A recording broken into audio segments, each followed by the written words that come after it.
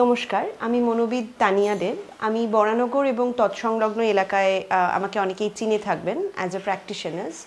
So আজকে আমরা যে বিষয়টা নিয়ে কথা বলবো সেটা হচ্ছে যে আমাদের রোজকার দাম্পত্য জীবন এবং তৎসংলগ্ন যদি আমাদের কোনো একাকিত্ব থেকে থাকে সেটা কিভাবে আমাদেরকে ইম্প্যাক্ট করে বা এফেক্ট করে। তো প্রথমত আগে দাম্পত্য জীবনের ক্ষেত্রে বলতে গেলে সেটাকে কিছু সেগমেন্টে ভাগ করে নেওয়া বোধহয় বেটার। প্রথমত যারা প্রথম বিবাহ করেছেন, দ্বিতীয়ত সেখানে কিছু সমস্যা দেখতে পাওয়া যায়। কিছু ক্ষেত্রে সমস্যা দেখতে পাওয়া যায় যে তাদের একটি ছোট বাচ্চা রয়েছে এবং সেটা ঘিরে কিছু সমস্যা দেখতে পাওয়া যায়। আবার কিছু ক্ষেত্রে দেখতে পাওয়া যায় যে তারা একা থাকছেন নাকি একটা কোনো ফ্যামিলির সাথে থাকছেন, সেটা সংলগ্ন কিছু সমস্যা দেখতে পাওয়া যায়। তো সাধারণত এই দু তিন ধরনের সমস্যাকে যদি আমরা একটু হাইলাইট করি, তাহলে প্রথমত যেটা দেখতে পাওয়া যায় যে অনেক সময় আমরা যখন প্রথম বিবাহে যাচ্ছি, একটা হঠাৎ করে রুটিনের পরিবর্তন হয় এবং এই পরিবর্তনটা হওয়ার ফলে তখন একটা অন্যরকম অবস্থায় অভ্যস্ত হয়ে পড়েন। এখন মানুষ বেশিরভাগ সময়ই বিয়ে করছেন একটু দেরি করে, কারণ তাদের রোজকার যে কাজ বা পেশা সেগুলোকে সব কিছু এস্টাবলিশ করে। সেক্ষেত্রে দেখতে পাওয়া যায় যে তারা অনেক কম পরবর্তী জীবনে গিয়ে মানিয়ে নিতে তাদের সমস্যা হচ্ছে একটা নতুন পরিবেশ, নতুন কিছুতে, এবং সেখানে যদি কোনো ইনলজ ইন্টারফেয়ারেন্স থাকে, মানে ইনলজরা সেখানে রয়েছেন এবং তাদের একটা অন্যরকম জীবনচর্যা, সেগুলোর সাথে মানিয়ে নিতে কিছু সমস্যা অনেক সময় দেখতে পাওয়া যায়। দ্বিতীয়ত আরেকটা যেটা দেখতে পাওয়া যায় যে বাচ্চা হয়ে যাওয়ার পর সেটা সোসাইটি বা আমাদের চারিদিকের পারিপার্শ্বিক সমাজ একটা অন্যভাবে দেখেন যে তাকে কি করে দেখতে হবে, তাকে কি করে টেক কেয়ার করতে হবে, তার প্রতি মা এবং বাবার যে ভূমিকা সেগুলোকে কিভাবে পালন করতে হবে। অনেক সময় নতুন জেনারেশনের ক্ষেত্রে সেটা নতুন জেনারেশন একভাবে দেখছে, কিন্তু তার ফ্যামিলি মেম্বার্সরা আবার সেটাকে অন্যভাবে দেখছে, এবং সেহেতু তারা যদি নিজেদের মতো করে সময় বার করতে চান সেটা একটা সমস্যার তৈরি করে। তো সেইটাও প্রবলেম অনেক সময় হয় যে বাচ্চাটা ছাড়া নিজেরা নিজেদের মতো করে সময় পাচ্ছেন না।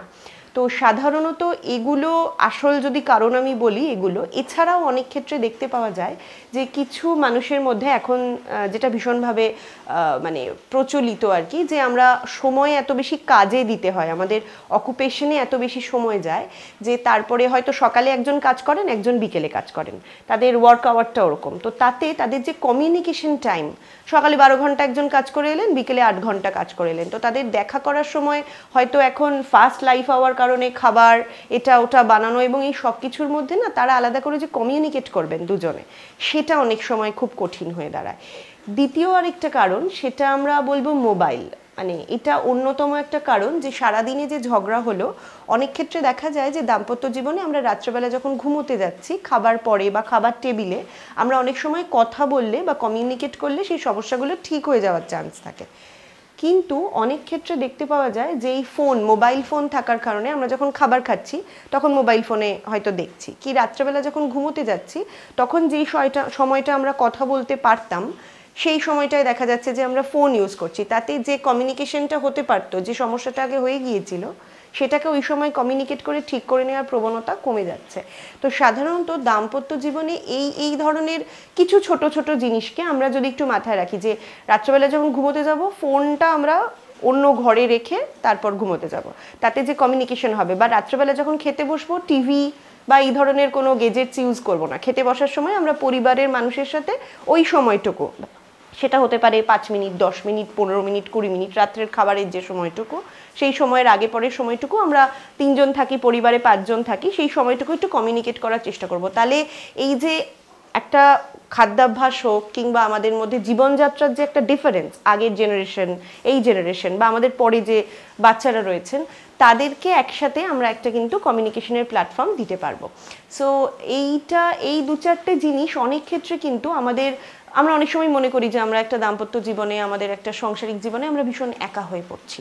সো সেই যে একাকিত্বটাকে, এই যে কমিউনিকেশন না হওয়া হয়তো ছোট একটা কারণ, কিন্তু সেই ভুল বোঝাবুঝির কারণে সেটাকে পরে গিয়ে আর ঠিক করে নেওয়া গেল না, কারণ কমিউনিকেশনই হয়নি। তার মানুষটির মনে হচ্ছে যে সে অন্য মানুষটির থেকে অনেকটা সরে গেছে, রোজকার জীবনযাত্রার কথা ছাড়া তাদের মধ্যে আর কোনো রকম কমিউনিকেশন হয় না।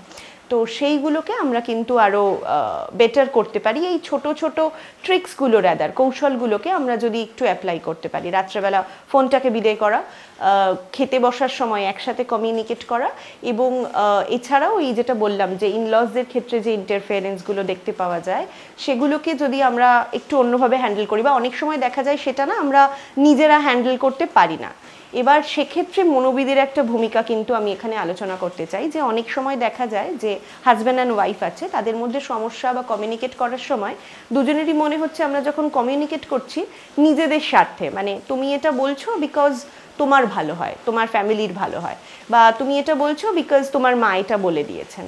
তো এই ধরনের এগুলোতে না কমিউনিকেশন অনেক সময় চেষ্টা করলে পরেও একটু বেশি কঠিন হয়ে পড়ে। আমরা তখন বলি মনোবিদের সহায়তা এই কারণে নিতে, কারণ তিনি একটা থার্ড আই পার্সপেক্টিভ। তিনি যখন দুজনকেই বলছেন, হয়তো ওই কথাগুলোই একে অপরকে বলেন, কিন্তু তখন মনে হয় যে এটা তোমার ভালোর জন্য, কিন্তু মনোবিদ যখন একটা থার্ড আই পার্সপেক্টিভ থেকে বলছেন তখন তাদের অনেকটা মনে হয় যে না এটা গ্রহণযোগ্য।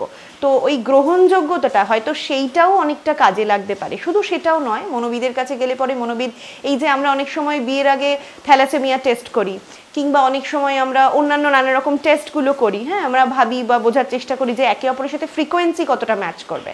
এক্ষেত্রেও এটা খুব ইম্পর্টেন্ট কিন্তু যে মনোবিদের কাছে আমরা যদি বিবাহের আগে আমরা অনেক সময় মানে জ্যোতিষশাস্ত্রের কাছেও যাই যে দুজনের কুণ্ডলী মিলিয়ে দেখা হবে যে তারা ঠিকঠাক ম্যাচ করছে কিনা, সাইকোলজিস্টের কাছেও কিন্তু আসা যায়, মনোবিদের কাছে আসা যায়। তারা যেটা দেখেন যে দুজনের মানসিক বা পার্সোনালিটির ফ্রিকোয়েন্সি ম্যাচ করছে কিনা, সেই ফ্রিকোয়েন্সিটা যদি ম্যাচ করে তাহলে কিন্তু তাদের পক্ষে থাকাটা অনেক সহজ, বা একে অপরের যে লিমিটেশনসগুলো রয়েছে সেগুলো সম্পর্কে একটু আগেই সন্দিহান হয়ে গেলে পরে গিয়ে আর এই মানে অভিযোগগুলো আসে না যে ওর এই জায়গাগুলো আমরা বুঝতে পারিনি, বা সেটা আমার পক্ষে একদমই মানিয়ে নেওয়া সম্ভব নয়, যেটা আমরা এখনকার দিনে খুব দেখছি যে বৈবাহিক সম্পর্ক খুব তাড়াতাড়ি ভেঙে যাচ্ছে। সো এই দু চারটে জিনিস আমার মনে হলো যে বৈবাহিক সম্পর্ক এবং একাকিত্বের ক্ষেত্রে এক একটা ফ্যাক্টরস হিসেবে কাজ করে, এবং আমাদের আজকের আলোচনায় আশা করছি যে বিষয়গুলো ভীষণ হাইলাইট করার মতো সেগুলো আমরা তুলে ধরতে পারলাম। আবার দেখা হবে নেক্সট কোনো সপ্তাহে। ধন্যবাদ।